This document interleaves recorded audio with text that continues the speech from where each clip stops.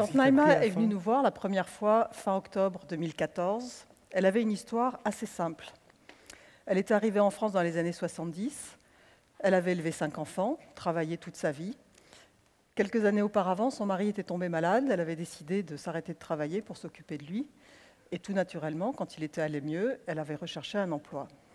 58 ans, pendant 2 ans, elle a répondu à toutes les offres que lui a envoyées Pôle emploi, sans réponse.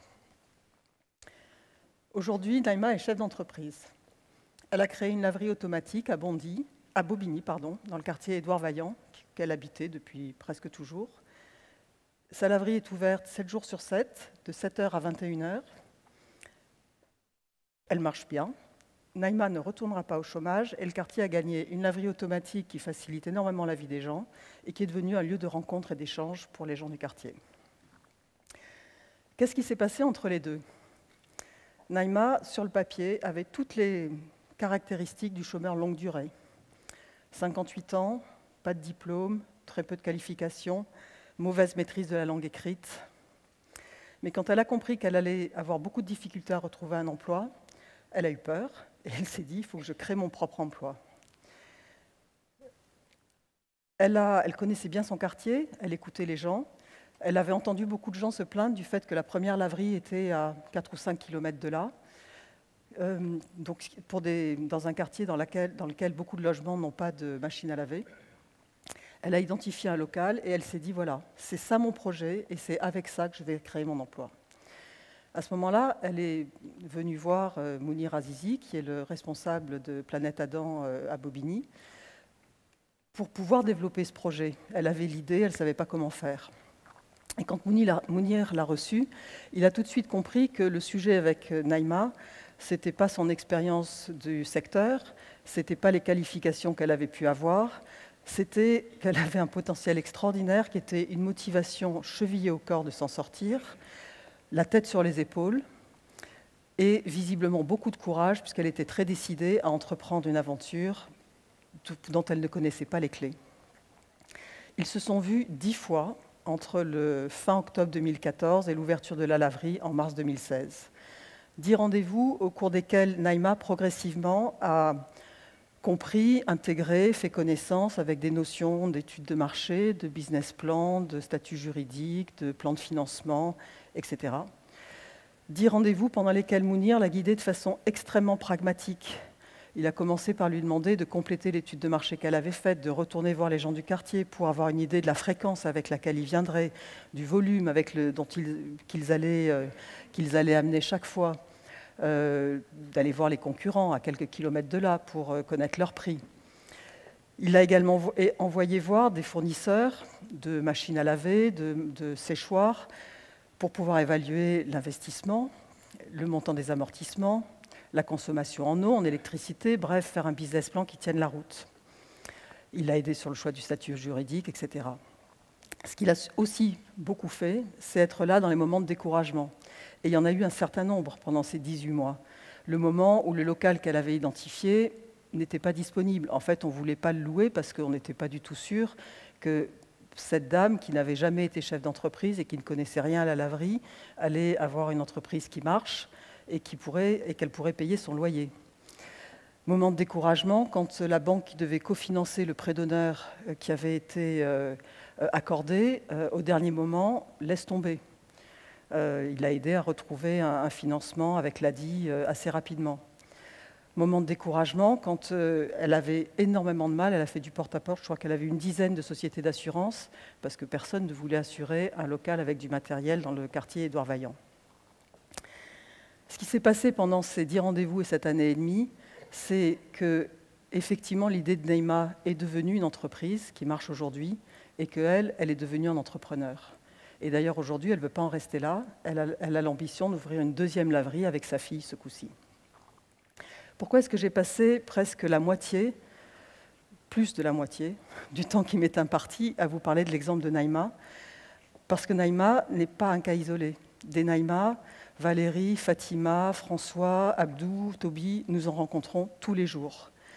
Leurs histoires sont toujours uniques, mais tous ensemble, ce qu'ils montrent, c'est que la fin du chômage, pour eux, c'est possible, qu'il est possible de créer son propre emploi,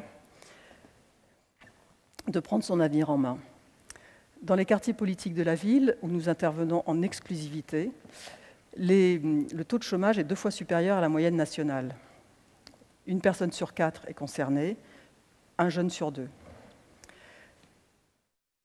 C'est également dans ces quartiers que l'envie d'entreprendre est la plus forte, en particulier chez les jeunes. Une personne sur 2 veut créer son entreprise. Alors l'aventure de la création d'entreprise, c'est pas facile. Est-ce que tout le monde peut créer son entreprise? Ce qu'il nous montre tous les jours, c'est que le plus grand nombre peut. Un très grand nombre peut. Simplement, c'est une aventure qui, pour cela, il faut avoir des données, posséder un minimum de données de gestion et de commerce de l'entreprise, ce qui fait partie de l'accompagnement, et être accompagné de façon très humaine, parce que je ne vais pas revenir sur l'intervention brillante qui m'a précédée, mais quelqu'un qui est au chômage est quelqu'un qui est assez fragilisé, et pour créer une entreprise, il faut avoir vraiment envie. Donc ça commence par là, donc ne pas être dans un état qui est parfois un peu dépressif, et il faut être très mobilisé pour mener son projet à bien. Donc les notions d'écoute très attentive,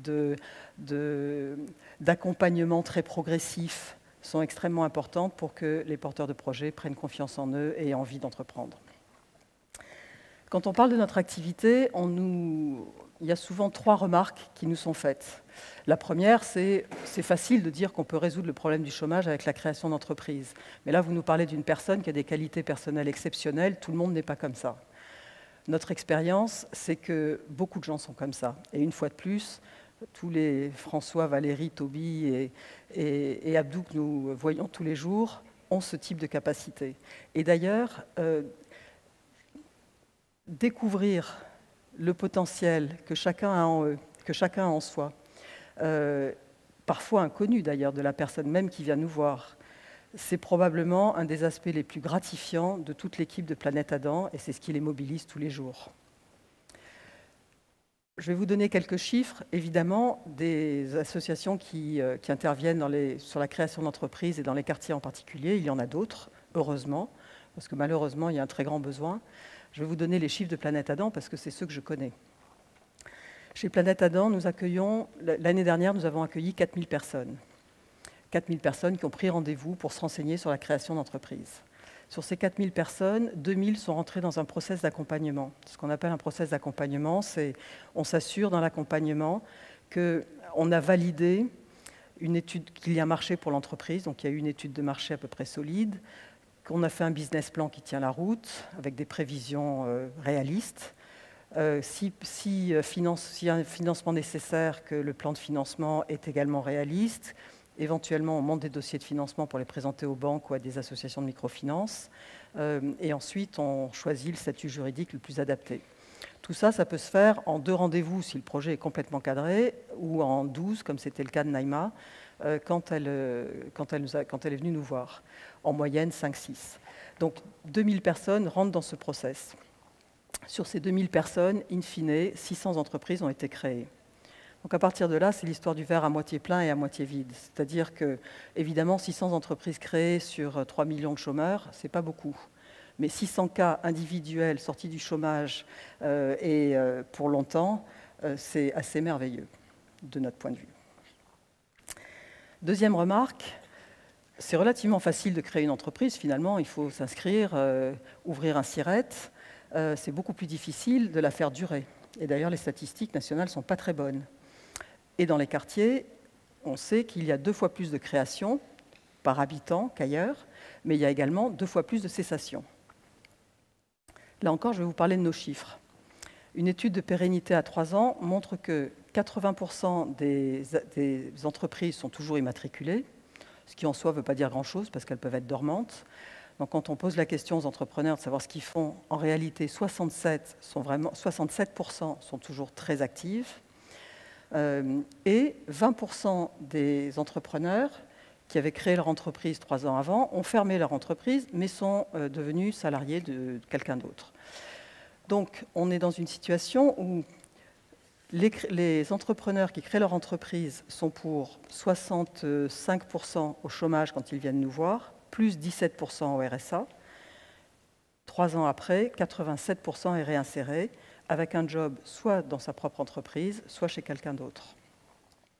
Ce que ça montre, une fois de plus, c'est qu'une bonne préparation du dossier et de la personne qui va le gérer fonctionne. Troisième remarque, dans les entreprises que vous accompagnez, il y a énormément de gens qui choisissent le statut de micro-entrepreneur. Or, on sait que ce statut est un statut qui ne crée pas d'emploi en dehors de la personne qui l'adopte. Oui, c'est vrai.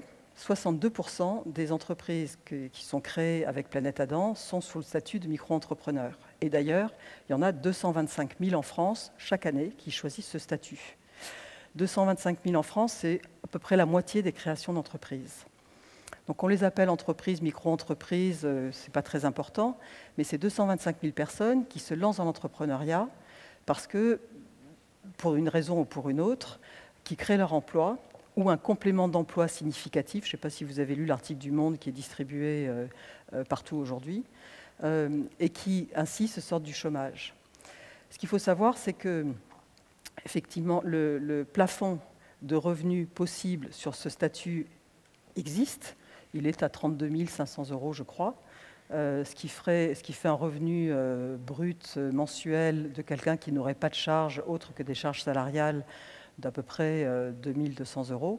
Ce n'est pas énorme, mais c'est nettement plus que le SMIC. Et beaucoup d'entrepreneurs choisissent ce statut pour tester l'eau, en fait. Ils ont une idée de produit qu'ils aimeraient développer, qu'ils aimeraient vendre. Ils ne savent pas très bien ce que ça va donner. Ils n'ont pas envie de créer une structure lourde et de se mettre des charges administratives trop importantes sur le dos. Ils commencent par ça et ensuite, ils changent de statut. Donc, de notre point de vue, c'est un très bon statut. En conclusion, ce que vous l'avez compris, le message que je voudrais faire passer, c'est que en finir avec le chômage, oui, c'est possible. Au plan individuel, l'entrepreneuriat est une très bonne solution, efficace. Et pour que ça fonctionne, il faut un accompagnement pertinent. D'ailleurs, l'entrepreneuriat est une très belle aventure. Quand on pose la question aux entrepreneurs, études générales sur toute la France, de savoir s'ils auraient aimé faire autre chose, plus de 50% disent que non, ils n'auraient surtout pas aimé faire autre chose, et 17% seulement regrettent ce qu'ils ont à faire, alors qu'on sait tous qu'ils travaillent beaucoup plus que tout le monde, qu'ils sont souvent seuls, qu'ils sont confrontés à des difficultés d'anticipation, etc. Donc c'est vraiment un statut qui a pu être choisi dans certains cas par défaut, mais dans lesquels les gens se sentent bien, envie de rester après. En ce qui concerne Planète Adam, c'est une très belle aventure aussi, parce que voir des idées se transformer en entreprises pérennes, finançables, viables, et des porteurs de projets en entrepreneurs, c'est une aventure humaine extraordinaire. C'est ce que nous faisons toute la journée, ce qui mobilise toutes les équipes. Je vous remercie.